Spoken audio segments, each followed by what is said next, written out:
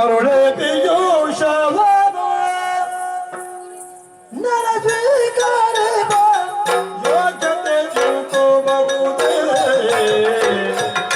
ಮರುಳೆ ಮರುಳೆ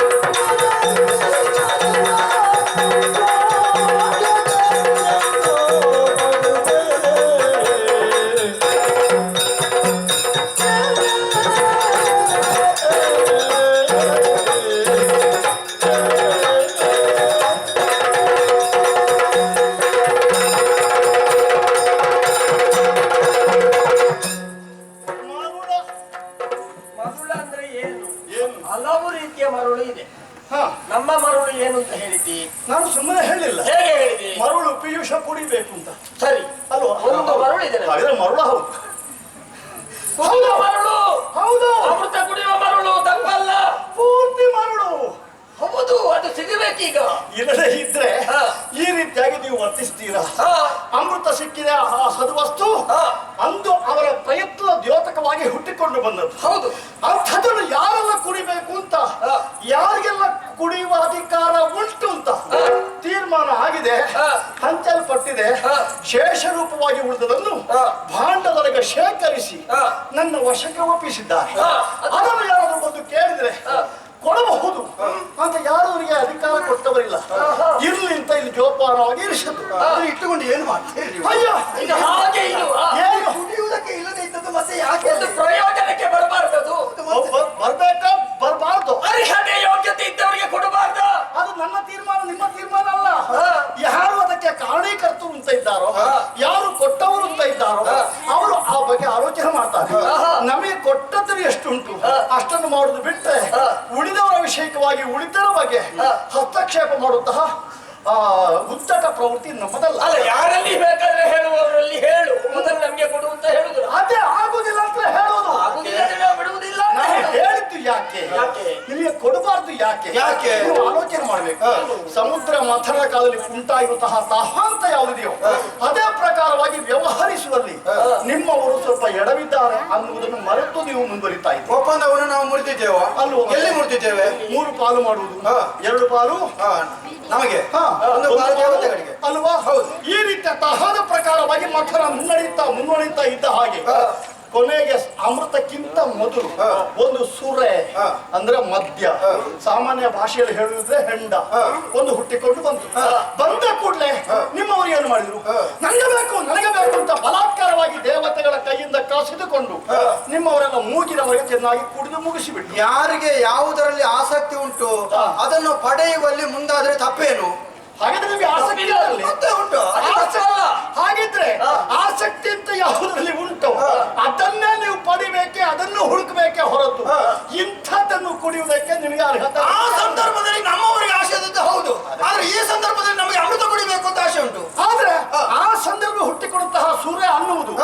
ನಿಮ್ಮ ಊರಲ್ಲಿ ಸಿಕ್ಕುದಿಲ್ವೋ? ಸಿಗ್ತದೆ. ಎಲ್ಲಿ ಉಂಟು? ಬೇಕಾ ನಿನಗೆ? ನನಗಲ್ಲ, ಮತ್ತೆ ಅಂತ ಹುಡುಕಿಕೊಂಡು ಹೋಗಬೇಕು. ನಮ್ಮ ಊರಿನಲ್ಲಿ ಎಲ್ಲೆಲ್ಲಿ ಸಿಗ್ತದೆ, ಯಾರ್ಯಾರ ಮನೆಯಲ್ಲಿ ಉಂಟು ಅಂತ ನೀನು ಬೇಕಾದಿಲ್ಲ. ಗೊತ್ತಿದೆ. ಅದನ್ನೇ ಕುಡಿದು ಮೈ ಮರೆಯಬಹುದೇ ಹೊರತು ಈ ಸುಥೆಯನ್ನು ಪಾನ ಮಾಡುವಂತಹ ಅಧಿಕಾರ ಯಾರಿಗಿಲ್ಲ ಗೊತ್ತಾ? ಯಾರಿಗೆ? ಶುದ್ಧ ಶುಚಿತ್ವ ಬೇಕು. ಅವರ ಜೀವನ ಶುದ್ಧ ಇಲ್ಲ ಅಂತ ಹೇಳುದ ನೀನು? ಅಲ್ಲ, ಅಶುದ್ಧ ಆಗಿದೆ. ಇಲ್ಲ, ಈಗ ದೇವತೆಗಳ ಹತ್ರ ಹೂವಿನಂತಹ ಮನಸ್ಸುಳ್ಳವರು, ಅಂತಹ ಸುರರು ಯಾವತ್ತೂ ಕುಡಿಯಬಹುದು. ಯಾವಾಗಲೂ ಕುಡಿಯಲಿಕ್ಕೆ ಕುಡಿದಿದ್ದಾರೆ. ನಿಮ್ಮಂತವರು ಈ ಹೊತ್ತಿನಲ್ಲಿ ಬಂದರೂ ಕೂಡ ಕುಡಿಯುವಂತಹ ಅರ್ಹತೆ ನಿಮಗೆ ಬರುವುದಕ್ಕೆ ಸಾಧ್ಯ ಇಲ್ಲ. ದುಷ್ಟರು, ದುರಾಚಾರಿಗಳು, ದುಷ್ಟರು, ದುರಾಚಾರಿಗಳು. ಇಲ್ಲ ಅಂತ ಹೇಳಲ್ಲ. ಶುದ್ಧ ಇದೆಯಾ?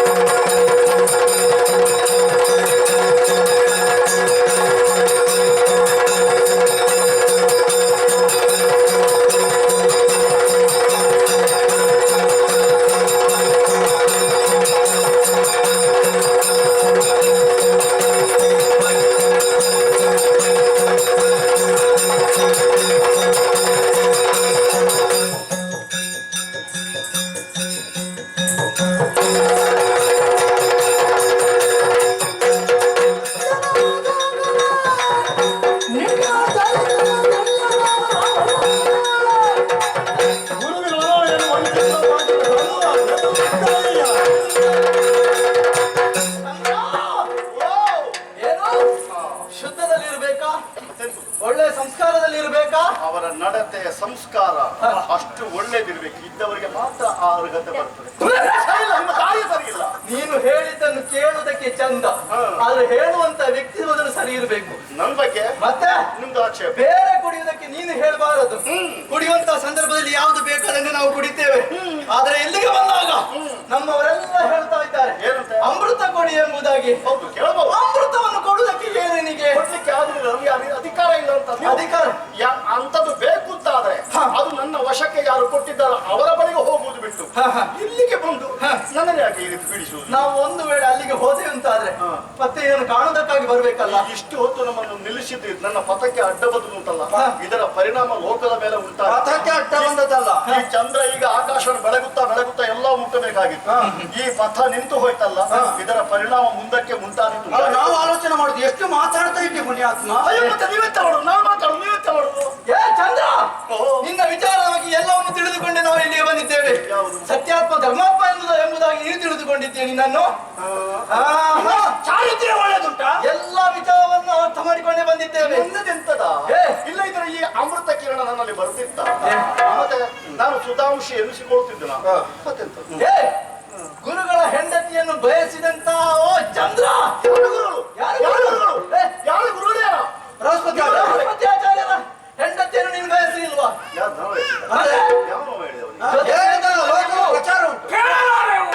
ಮತ್ತೇನಾಯ್ತು? ಜೊತೆ ಸೇರಿದಂತ ವಿಚಾರ ಗೊತ್ತುಂಟಲ್ಲ. ಅಲ್ಲ, ಕತೆ ಮುಂದುವರಿಯುವುದಲ್ಲ, ಮುಂದುವರಿಯುವುದಲ್ಲ. ಅದಕ್ಕೆ ನಾವು ಹೇಳಿದ್ದು, ಇನ್ನೊಬ್ಬರಿಗೆ ನೀತಿಯ ಮಾತನ್ನು ಹೇಳುವಂತ ಸಂದರ್ಭದಲ್ಲಿ ಹೇಳುವವ ಸರಿಯಾಗಿರ್ಬೇಕು. ಇದೆಲ್ಲ ವಿಚಾರವನ್ನು ಕುಂಬಳಕಾಯಿಯಷ್ಟು ತಪ್ಪು ಇಟ್ಟುಕೊಂಡು ಇನ್ನೊಬ್ಬರ ಸಾಸಿವೆ ಕಾಳಿನಷ್ಟು ನೀನು ತಪ್ಪು ಹುಡುಕ್ತಾ ಇದ್ದೀಯ. ತಪ್ಪು ಯಾರಲ್ಲಿಲ್ಲ ಹೇಳುದು? ಯಾರಲ್ಲಿ? ನಮ್ಮಲ್ಲಿ ತಪ್ಪು. ನಿಮ್ಮದು ಇಷ್ಟವರೆಗೆ ಬಂದದೆಲ್ಲ ಚರ್ಯಗಳು ತಪ್ಪಿ. ನಿಮ್ಮ ಗುರುಗಳು ಶುಕ್ರಾಚಾರ್ಯರು ಅವರು ತಪ್ಪು ಮಾಡಲಿಲ್ವೋ? ಈಗ ನಾನ್ ತಪ್ಪು ಮಾಡಿದ ಅಂತ ನಿಮ್ಮ ಆಕ್ಷೇಪ. ನಾನ್ ತಪ್ಪು ಮಾಡಿದ್ದಲ್ಲ, ಆ ತಾರಾ ದೇವಿಯೇ ನನ್ನಲ್ಲಿ ಅನುರಕ್ತಳಾಗಿ ಸೇರಿಕೊಂಡದ್ದು. ಅವರು ಹತ್ತಿರ ಬರುವಾಗ ನೀನು ಬೇಡ ಎನ್ನುವ ಹಾಗೆ ಹೇಳಬೇಕು. ಯಾಕಂದ್ರೆ ಈ ಚಂದ್ರ ಯಾವ ಹೊತ್ತಿನಲ್ಲಿ ಅವ ಪ್ರಕಾಶಿಸುತ್ತಾ ಇರಬೇಕು, ಆ ಹೊತ್ತಿನಲ್ಲಿ ಪ್ರಕಾಶಿಸುತ್ತಾ ಇರುತ್ತಾನೆ. ಆ ಹೊತ್ತಿಗೆ ನನ್ನ ಈ ಪ್ರಕಾಶಕ್ಕೆ ಆಕೆ ಮಾರು ಹೋದ ಸೇರಿಕೊಂಡು. ಅದಕ್ಕೆ ನಾನೆಂತ ಮಾಡಿ ಆಕರ್ಷಿಸುವುದಕ್ಕಾಗಿ ನೀನು ಪ್ರಕಾಶಿತನಾಗುವುದು ತಾಯಿ. ಇಲ್ಲ ಇಲ್ಲ, ನಾಳೆ ಅಮಾವಾಸ್ಯೆ, ನಾಳೆಗೆ ನನ್ನ ಪ್ರಕಾಶ ಇಲ್ಲ, ಬೆಳಗಿನ ಹುಣ್ಣಿಮೆಗೆ ನನ್ನ ಪ್ರಕಾಶ ವಿಶೇಷ. ಆದ್ದರಿಂದಲೇ ಅಂತಹ ಸಂದರ್ಭದಲ್ಲಿ ನಾನು ಆಕರ್ಷಣೆಗೆ ಒಳಪಡುವುದು ಉಳಿದವರೆಗೆ ಮಾತ್ರ ಅಲ್ಲ. ಮತ್ತೆ ಏನಿದ್ರು ಕೂಡ ಒಂದು ಸಂಕಲ್ಪ ಬೇರೆ ಏನಂತೆ? ಆಕೆಯನ್ನು ಕೂಡಿದರ ಪರಿಣಾಮವಾಗಿ ಮುಂದೆ ಒಬ್ಬ ಹುಟ್ಟು ಬರಬೇಕು. ಅವ ಬರ್ತಾನೆ, ಬಂದಿದ್ದಾನೆ, ಬುದ್ಧ ಅಂತ ಅವರಿಗೆ ಹೆಸರಿಸಲಾಗಿದೆ. ಅದನ್ನು 3 ಮೂರ್ತಿಗಳು ಕೂಡ ಒಪ್ಪಿದ್ದಾರೆ, ಒಳ್ಳೆದಾಗಿದೆ ಅಂತ ಅವರು ಆ ರೀತಿಯಾಗಿ ಹೇಳಿದ್ದಾರೆ. ನೀವೆಲ್ಲ ಆಕ್ಷೇಪ, ಪ್ರಪಂಚದ ಕ್ರಮವೇ ಹಾಗೆ. ನೀವೆಲ್ಲ ಏನು ಮಾಡಿದ್ರು ಅದು ಸರಿ ಎನ್ನುವ ಹಾಗೆ ವಿಚಾರ. ಮತ್ತೆ ನಮ್ಮಂತಹ ಸಾಮಾನ್ಯರು ಏನಾದ್ರು ತಪ್ಪು ಮಾಡಿದ್ರೆ ಅದನ್ನೇ ಬೆಟ್ಟಿ ಎತ್ತಿ ತೋರಿಸ್ತಾರೆ. ಭೂಲೋಕದಲ್ಲಿ ಕ್ರಮ ಉಂಟು. ಶ್ರೀಮಂತರು ಸತ್ರೆ ಅವ ದೇವರ ಪಾದ ಸೇರಿದ ಅಂತ ಹೇಳುವುದು, ಸಾಮಾನ್ಯನೊಬ್ಬ ಸತ್ರೆ ಅವ ಸತ್ತು ಹೋದ ಅಂತ. ಹೀಗೆ ಎಂತದ ನಿಮ್ಮ ಭೂಲೋಕದಲ್ಲಿ ದೊಡ್ಡವ ಸತ್ರೆ ದೈವಾಧೀನ, ಸಾಮಾನ್ಯ ಸತ್ರೆ ಮಣ್ಣು. ಹೀಗೆ ಆದ್ರೆ ಒಂದು ವಿಷಯ ಏನು? ಭೂಲೋಕದಲ್ಲಿದ್ದ ಅಂದ್ರೆ ಜೀವರು ಬದುಕಿದವರೆಲ್ಲ ಸತ್ತು ಹೋದ್ರೆ ಅವರ ದೇಹ ಉಳಿಯುತ್ತದೆ, ಆತ್ಮ ಹಾರಿ ಹೋಗುತ್ತದೆ. ಆದ್ರೆ ಚಂದ್ರ ಈ ಹೊತ್ತಿನಲ್ಲಿ ಆಕಾಶದಲ್ಲಿ ಕಾಣುವುದಿಲ್ಲ. ಎಂದಾದ್ರೆ ಶೇಷ ಇಲ್ಲ, ಚಂದ್ರನೇ ಇಲ್ಲ. ಚಂದ್ರ ಅಸ್ತಮಿಸ್ತಾನೆ ಅಂತಾದ್ರೆ ಅವ ಅಸ್ತಮಿಸಿ ಮುಳುಗುದಲ್ಲ, ಇನ್ನೊಂದು ಲೋಕವನ್ನು ಬೆಳಗುವುದಕ್ಕೆ ಹೋಗ್ತಾ ಇರುವುದು. ಅವರಿಗೆ ಅಸ್ತಮಾನ ಎನ್ನುವುದೇ ಇಲ್ಲವೇ ಇಲ್ಲ, ಚಂದ್ರನಿಗಾಗಲಿ ಸೂರ್ಯನಾಗಲಿ. ಆದ್ದರಿಂದ ಅಲ್ಲಿಯ ಕ್ರಮ ಹಾಗೆ, ಇಲ್ಲಿಯ ಕ್ರಮ ಬೇರೆ. ಅದನ್ನ ಈಗ ನಾವು ಒಳ್ಳೆಯ ಮಾತಲ್ಲಿ ಹೇಳ್ತಾ ಇದ್ದೇವೆ, ನಿಮ್ಮಲ್ಲಿ ಒಳ್ಳೆಯ ಮಾತು ಉಂಟಾ? ಅದನ್ನೇ ಹೇಳ್ತಾ ಇದ್ದೇವೆ ಇಷ್ಟು ಹೊತ್ತಿನಿಂದ. ಇಷ್ಟವರಿಗೆ ಹೇಳ್ಕೊಳ್ಳೇದಲ್ಲ, ಈಗ ಹೇಳುದು ನೋಡಿ. ಹೆಚ್ಚು ಕಾಯುವ ವ್ಯವಧಾನ ಇಲ್ಲ. ನೀವು ಒಂದ ಬೇಗ ಮಾಡ್ಕೊಡ್ತೇವೆ.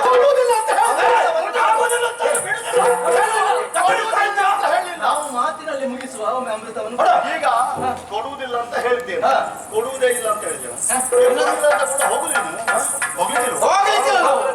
ಎರಡರಲ್ಲೊಂದು ತೀರ್ಮಾನ ಆಗಲೇಬೇಕು. ನಾವು ಮಾಡಿಕೊಂಡು ಆದ್ರೆ ಇರುವಲ್ಲಿಗೆ ಹೋಗ್ಬೇಕಲ್ಲ. ನಿಮಗೆ ಇರುವಲ್ಲಿಗೆ ಬಂದಿದ್ದೇವಲ್ವಾ? ಹಾಗೆಲ್ಲ ನಿಮಗೆ ಬೇಕಾದ್ದು ಅದು ಇಲ್ಲಿಲ್ಲ, ಅದು ಇರುವಲ್ಲಿಗೆ ನೀವು ಬರ್ಬೇಕು. ಬಂದ ಮೇಲೆ ನಾನು ಕೊಡ್ಬೇಕು, ನೀವು ಕುಡಿಬೇಕು.